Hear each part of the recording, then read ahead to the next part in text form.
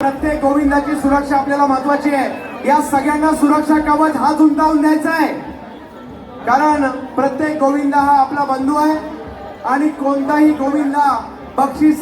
बोल बजरंग। 7 थरांचा मानवी मनोरा रस्त्याचा प्रयत्न या ठिकाणी केला जातोय। शिवपुत्र गोविंदा पथक एक प्रयत्न केला जातोय। 7 थरांचा मानवी मनोरा रस्त्याचा प्रयत्न या ठिकाणी केला जातोय।